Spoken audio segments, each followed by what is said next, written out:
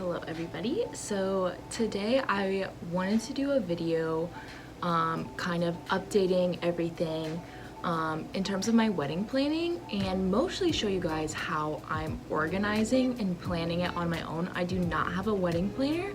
I am a very on top of it person who loves to plan things like this, and I've always dreamed of, having a hand in everything that goes on and what my wedding day is gonna look like. And so I personally did not want to have a wedding planner. That is up to you. That is up to your personality, your opinion, whatever you want to do. I'm not saying that you should or should not have one. I do personally have a day of coordinator who's going to be running things day off because that is when I want to let go of everything. But in that, I just wanted to show you guys what it looks like for me to plan my wedding as somebody who didn't really want to pay for and didn't really just feel the need to have a wedding planner. But yeah, my last video on my wedding planning did super well, so I can see that that content is something that people enjoy watching. Whether you're engaged, whether you're about to get married or not, I know that wedding content is so fun and exciting no matter who it is. So that's basically why I'm here to talk to y'all today about what I'm doing. And so first of all, I wanted to basically just show you how I organize. But first of all, I basically just have a timeline, and I made my own timeline according to my own needs, but a lot of those needs were personalized, but also pulling out of a Pinterest one that I found and one that I have in this big giant wedding planning book that my mom got me when we got engaged, which I think this is super detailed. It's from The Knot. It's really cool.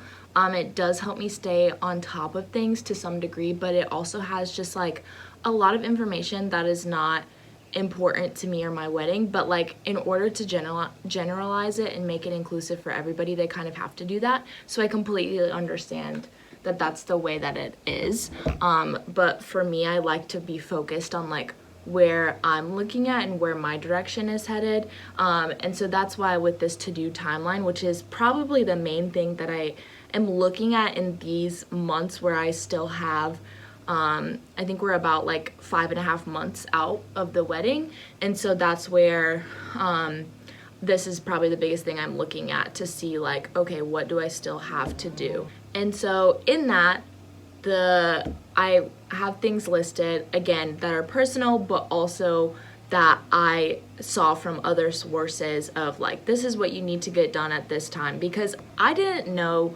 when my officiant meeting needed, just basic things like that of people recommend you get this done earlier, and I was okay, that's nice to know so that I'm not doing this all in the last month. And having this prepped as soon as we picked a date and everything was super nice, because I've been able to follow that ever since, and I've been able to get things done early or save it for a different point in time, and I've been able to just measure that according to my needs and wants. But yeah, I recommend you make one of those as soon as you possibly can, and again, follow whatever timeline is right for you. I do have an update for you guys, something that I was just able to cross off my list of getting things done, but I just got all of our wedding invites. I don't know if you can really see them. It's still in the packaging. Super excited. Has a little picture on the back with our website and everything. And then Minted, I got my invitations from Minted, and this is not a plug or anything, but just recommending it to y'all because this little leaf thing was free, and then they printed all of my guest names and the addresses for free, and I think that is incredible. That is gonna save me so much time. The second thing that I'm doing to stay organized with all this is that I have a vendor sheet, and I planned this. I started doing this as I was looking at vendors, so you can see on here that I had a few different, I have my wedding dress shop, I have my photographer, I have my videographer, and originally before I had picked those, I had those listed, I had them out with their different prices, yada yada. And then when I decided on one, I just X'd out all the other ones and kept it under there. So that way I have just like a list of where all my vendors are coming from. And I have, you know, actual people who are my vendors on here, but I also have things like where I'm getting my flowers from because I'm doing my own flowers. And so I have all the details about that on there.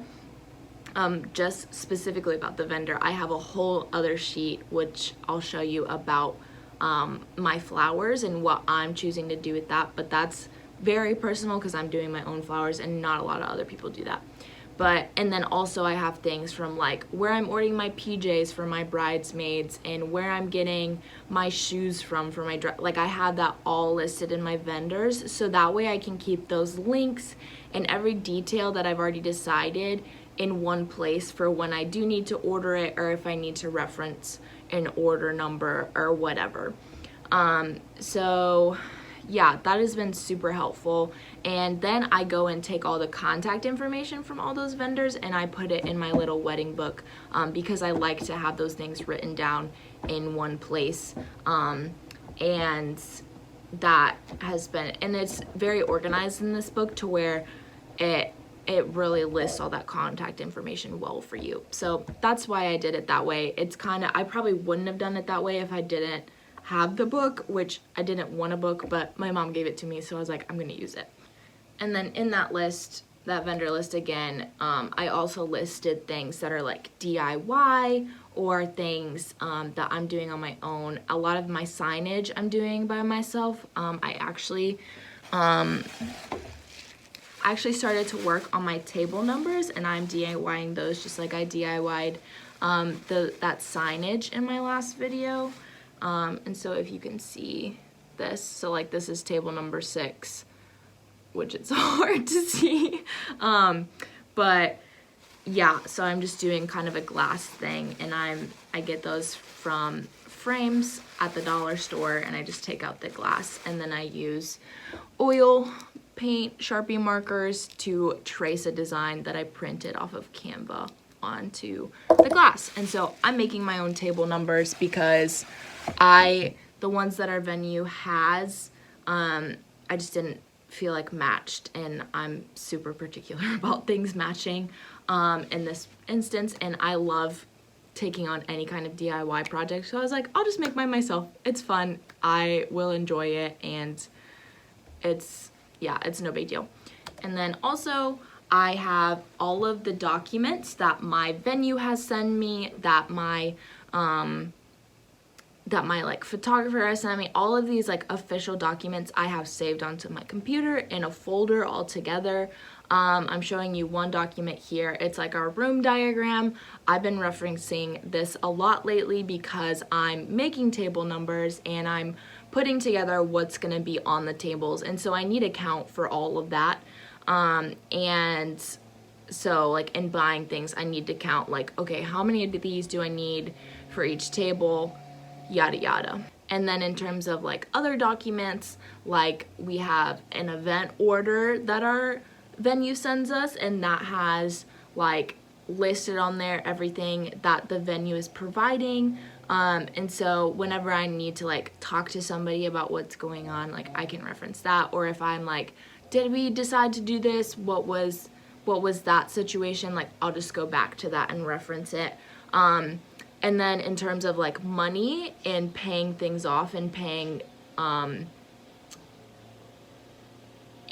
bills when they're due, those documents are also really, really nice to have. And then obviously having all those dates that you need to make payments in your calendar is really important as well. And then also, probably one of the biggest things that people told me wasn't necessary, but that I saw as like super helpful in the age that we live in, was creating a wedding website and having everything like in regards to your wedding on that website. And I've done that through Zola. I'm kind of showing you guys what our page looks like right now. But on Zola's super helpful. I know the Knot has this service too, to where you can basically just organize your wedding on there. I don't have all the details because Zola doesn't need to know all the details of my wedding, and I don't need to organize it all on there because I like the way I organized it otherwise. But they have our entire registry. Zola has its own registry, so where you can add products from Zola, but it also links like my Target registry, and then if I ever want something on like IKEA or something like that, I can just use a little like what is it called, page extension, to just add that product to my Zola registry. In addition to that, obviously I have my wedding website through Zola, and they have a template already, and you just kind of go in, put in pictures, put in whatever information you want. So we have like our wedding schedule on there, our travel on there, our registry is linked on there. You can see pictures of like our wedding party and know who they are. You can, and like the most important feature in my opinion is the RSVP feature. So I did not want to send RSVP cards that somebody was gonna have to send back to me. I feel like that's it's just a whole process that, like, if you want to do that, that's up to you and that's perfectly fine. But for me personally, I was like, I'm gonna lose people's RSVP cards. I don't want to pay for extra stamps for those people to send it back to me.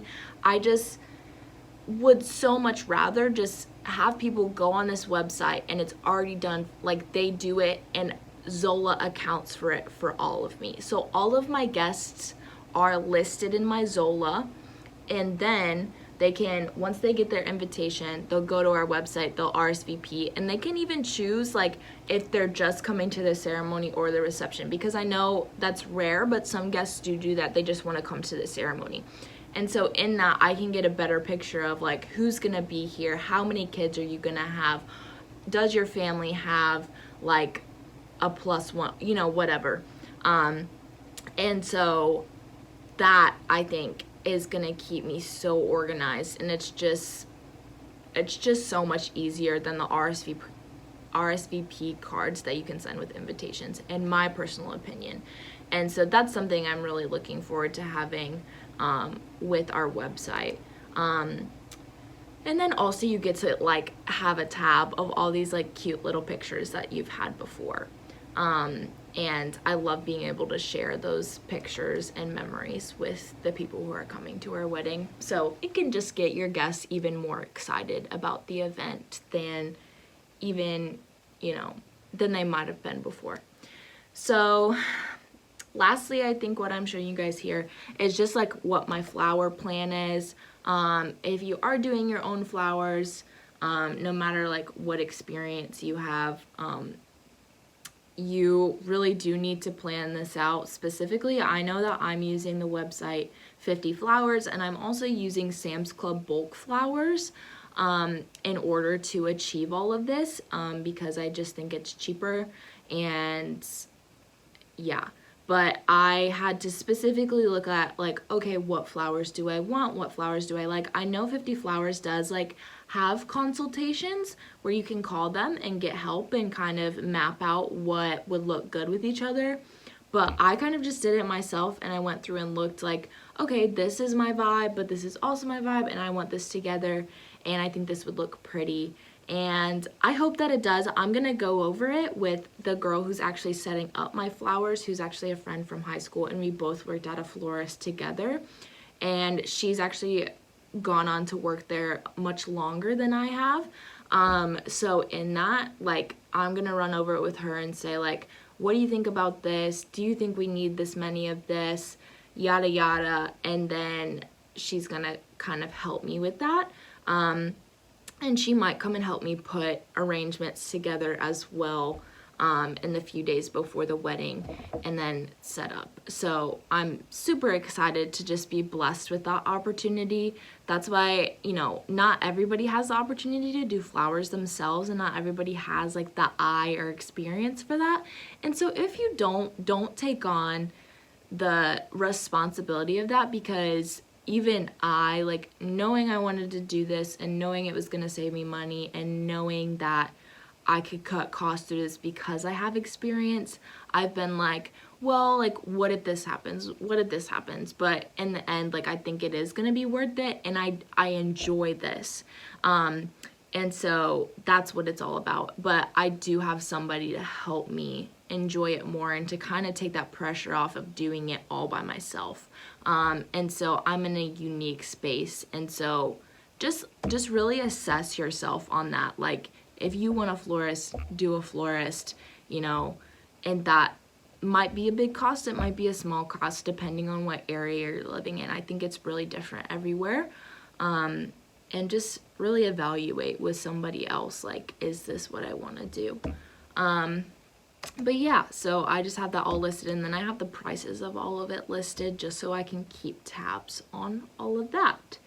So yeah, I don't think I have like any significant updates other than I got my invitations and then I'm working on those table numbers, just to show you like a little bit more of like my progress on DIYs and progress on just getting things done.